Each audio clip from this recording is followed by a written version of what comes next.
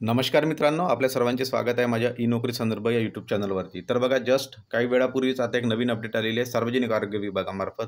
तर ज्यांनी सार्वजनिक आरोग्य विभाग गट क आणि गट ड याची एक्झाम दिलेली होती, त्यांच्यासाठी एक खूप महत्त्वाची नोटीस आहे. त्याच्यामध्ये काय आहे बघा, प्रसिद्धीपत्र आहे आणि हे कागदपत्र तपासणी रिलेटेड आहे. तर काय हे संपूर्ण तपासणी म्हणजे हा नोटीस काय आहे, याची संपूर्ण माहिती आपण या व्हिडिओमध्ये बघणार आहोत. व्हिडिओ जराही स्किप न करता संपूर्ण बघा, कारण खूप इन्फॉर्मेटिव्ह व्हिडिओ आहे आणि व्हेरिफिकेशन रिलेटेड हा व्हिडिओ आहे. आणि जसं सेकंड आन्सर की वगैरे कधी येईल इत्यादी जे काही प्रश्न आहेत, जसं तुम्ही थंबनेलमध्ये जे काही बघितलं आहे त्याचं संपूर्ण उत्तर मी इथे या व्हिडिओमध्ये देणार आहे. तर जराही स्किप न करता संपूर्ण बघा, आपण step by step he notification संपूर्ण समजून घेणार आहोत. तर व्हिडिओ जराही स्किप न करता संपूर्ण बघा. तत्पूर्वी समोर जाण्याआधी सर्वांना माझी विनंती आहे, तर हा जो आहे आपला ई नोकरी संदर्भ हा यूट्यूब चॅनल आहे. तर या चॅनलवरती तुम्ही नवीन असाल तर चॅनलला सबस्क्राईब करा आणि जर व्हिडिओ आवडला तर व्हिडिओला लाईक करा आणि मॅक्सिमम तुमच्या फ्रेंड्स अँड फॅमिलीसोबत शेअर करा. आणि जे काही रेग्युलर अपडेट असतात आपण या चॅनलच्या मार्फत देत असतो. तर चला आपण डायरेक्ट मी तुम्हाला त्या नोटीसवर घेऊन चालतो. तर बघा, तर या प्रसिद्धीपत्रामध्ये काय म्हणताय, तर ज्याप्रमाणे आता आपल्याला मी शॉर्टमध्ये सांगतो सर्व जी एक्झाम झालेली होती 30 ते 7 दरम्यान जी गट क आणि गट ड ची एक्झाम झालेली होती. तर त्याच्यानंतर 15/12/2000 पासून संबंधित उमेदवाराच्या लॉगिन आय डीवरती त्यांना काय दिली होती, त्यांची आन्सर की उपलब्ध करून देण्यात आलेली होती. तर हे सर्वांना माहीत आहे आपल्याला. आणि त्याच्यानंतर जे चुकीचे ऑप्शन म्हणजे TCS तर्फे जे काही तुम्हाला ऑब्जेक्शन ज्या प्रश्नांवरती घ्यायचे होते, तर त्याच्यामध्ये काय होणार आहे, ते आक्षेप नोंदवण्यासाठी आपल्याला एक डेट दिलेली होती 18 ते 20. आता जवळपास पकडा काही दिवसानंतर 1 महिना होत येईल. तर 18 ते 20 पर्यंत आपण सर्वांनी आक्षेप नोंदवलेले होते आणि त्याच्यानंतर आपण ते सबमिट केलेले होते. पण त्याच्यानंतर आपण सर्व वाट बघतोय की सेकंड आन्सर कधी येईल. तर आता सेकंड आन्सर की येण्याच्या आधीच इथे काय झालेलं आहे, एक नोटीस आलेलं आहे. डायरेक्ट काय इथे डॉक्युमेंट व्हेरिफिकेशनबद्दल. तर तुमच्या मनात जे प्रश्न आहेत त्याचे आता उत्तर मी इथे वन बाय वन देतो, की डॉक्युमेंट व्हेरिफिकेशन डायरेक्ट होणार का? तर बघा, डायरेक्ट डॉक्युमेंट व्हेरिफिकेशन नाही होणार आहे. आधी काय होणार आहे, आधी आता तुमची जसं याची उत्तरपत्रिका म्हणजे ह्या नोटीस याचा अर्थ हे होतं की TCSची सर्व तयारी आता झालेली आहे. ओके, तुमची सेकंड जी तुमची रिवाइज आन्सर की आहे ही ती तयार आहे आणि येणाऱ्या 1 ते 2 दिवसात जर जमलं शक्य झालं तर आज इव्हनिंगमध्ये पण येऊ शकते. ओके, ज्या प्रकारे सर्व रिझल्ट आता आपल्याला इव्हनिंगमध्ये बघायला मिळत आहेत. आपण तलाठी बघितला 2 दिवसाआधी, तलाठी त्याच्यानंतर वनरक्षक इत्यादी जे निर्णय आहेत मित्रांनो, आता रात्री आले. तर आज जर शक्य झालं तर आज इव्हनिंगला किंवा येणाऱ्या 1 ते 2 दिवसामध्ये तुमची सेकंड जी रिवाइज आन्सर शीट आहे ती येऊन जाईल आणि त्याच्यामध्ये तुम्हाला तुमचे मार्क्स पण माहीत होतील की किती मार्क्स पडले. आणि त्याच्यानुसार आपल्याला कट ऑफ प्रेडिक्शन पर आपण जे कट ऑफ प्रेडिक्शन घेतलेलं होतं त्याच्यामध्ये काय तफावत आहे आणि जे विद्यार्थी आपले मार्क्स सांगतील त्याच्यानुसार तुम्हाला कट ऑफ आयडिया येऊन जाईल की इतकी मार्क्स जाऊ शकतात. आणि त्याच्यानंतर बघा, परत खूप महत्त्वाची माहिती दिली आहे. तर आता जी सेकंड आन्सर की काय होते बघा, सेकंड आन्सर कीबद्दल इथे महत्त्वाची माहिती. तर सदर प्राप्त आक्षेपाबाबत TCS कंपनीच्या समितीमार्फत कारवाई करण्यात येत असून ज्या पदाच्या परीक्षेबाबत घेण्यात आलेले आक्षेप हरकत समितीमार्फत स्वीकृत केलेल्या त्या पदांच्या अंतिम उत्तर तालिका संबंधित उमेदवाराच्या लॉगिन आय डीमध्ये ते उपलब्ध करून देणार आहेत. म्हणजे याचा अर्थ असा की आता तुमची जी सेकंड आन्सर की येईल तर तुमच्या लॉगिन आय डीमध्ये ते तुम्हाला उपलब्ध करून देण्यात येईल. त्याच्यानंतर काय होणार आहे बघा, यापूर्वीच प्रसिद्ध केल्यानुसार आता ज्यांनी ऑब्जेक्शन घेतलेलं होतं या सर्व संवर्गाची परीक्षा एकापेक्षा जास्त सत्रामध्ये झालेली आपल्याला माहीत आहे. तर इथे काय होणार आहे, नॉर्मलायझेशन होणार आहे. आता काय होईल, अंतिम गुण निदान होईल व त्यानुसार गुणवत्ता यादी प्रसिद्ध होईल.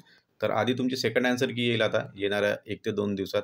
सेकंड आन्सर की आली की त्याच्यानंतर जी लिस्ट लागेल तर ती अंतिम गुण यादी असेल आणि त्या अंतिम गुण यादी जसं आपण तलाठीचे बघतोय तशीच अंतिम गुण यादी येईल. आणि त्याच्यामध्ये काय होणार आहे, गट ड चे जे मॅक्झिमम शिफ्टमध्ये गट क आणि गट ड जे काही पोस्ट होत्या या नंबर ऑफ शिफ्टमध्ये झालेल्या होत्या मित्रांनो.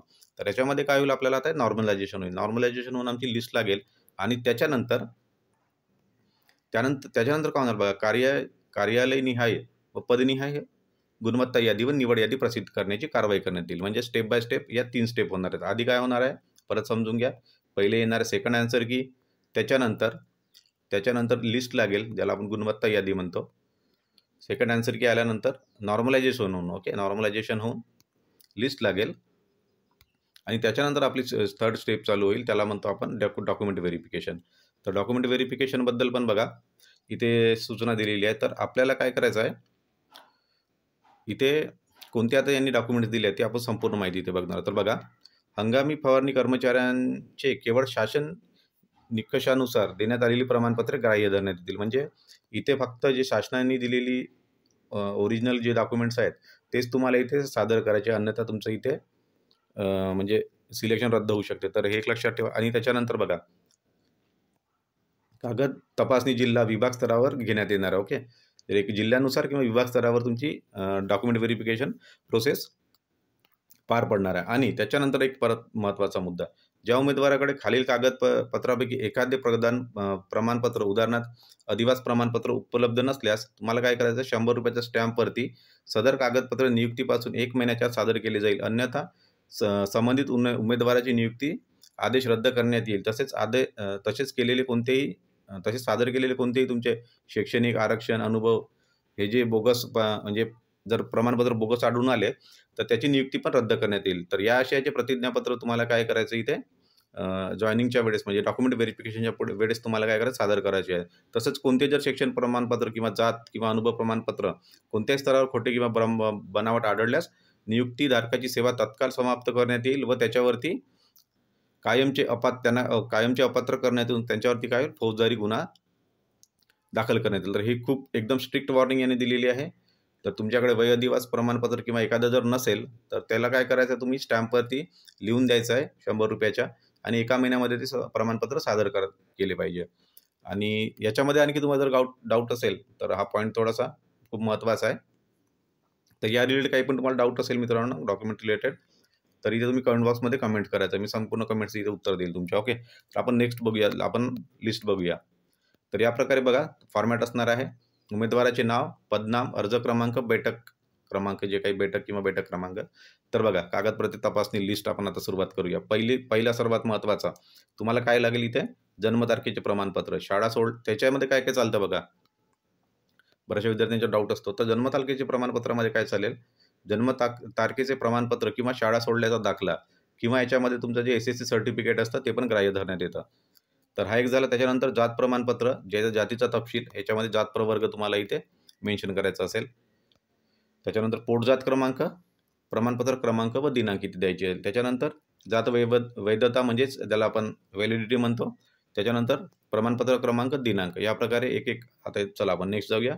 जाहिरातमध्ये नमूद केलेले उत्पन्न व प्रगत, म्हणजे नॉन क्रीमी लेअर, त्याचे पण इथे डेट व व्हॅलिडिटी जे काही ते टाकायचं आहे. त्याच्यानंतर वय व अधिवास प्रमाणपत्र. त्याच्यानंतर शैक्षणिक अर्हता, SSC, HSC, पदविका जे काही असेल, जे तुम्ही मेन्शन केलेलं आहे ते सर्व इथे तुम्हाला द्यायचं आहे. त्याच्यानंतर अनुभवाचे प्रमाणपत्र, जसं काय म्हणतो आपण, रेग्युलर फील्ड वर्करसाठी वगैरे इथे एक्सपिरियन्स मागितलेला होता, तर ते सर्व द्यायचं आहे तुम्हाला. ह्या सर्व फॉर्मॅटमध्ये असेल. त्याचं पद, कालावधी, संस्थेचं नाव, मासिक वेतन किती होतं, हे सर्व माहिती द्यावी लागेल. त्याच्यानंतर रजिस्ट्रेशन काउन्सिलिंग, म्हणजे जे काही टेक्निकल पोस्ट आहेत त्याच्यामध्ये जर तुमचं पॅरामेडिकलमध्ये काही रजिस्ट्रेशन असेल, ते सर्व रजिस्ट्रेशन इथे तुम्हाला द्यावं लागेल. त्याच्यानंतर संगणक प्रमाणपत्र, ज्याला MSCIT म्हणतो, ती पण तुम्हाला इथे सबमिट करायचं आहे असेल तर.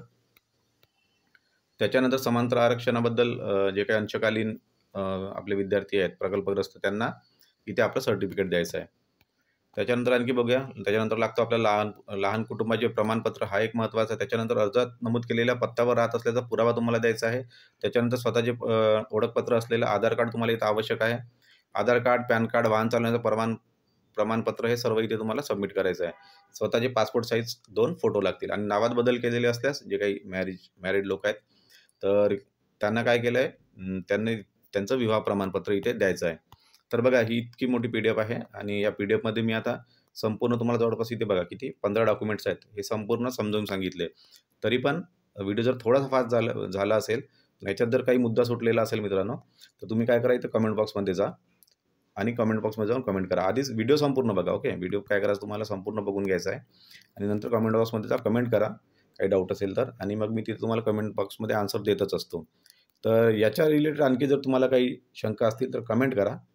आणि जर व्हिडिओ आवडला तर मित्रांनो, व्हिडिओला लाईक करा. तुमच्या लाईकमुळे मला थोडासा बूस्ट मिळतो इथे. ओके. तर लाईक करा, चॅनलवरती नवीन असा सबस्क्राईब करा आणि मॅक्झिमम लोकांसोबत शेअर करा. Thank you very much.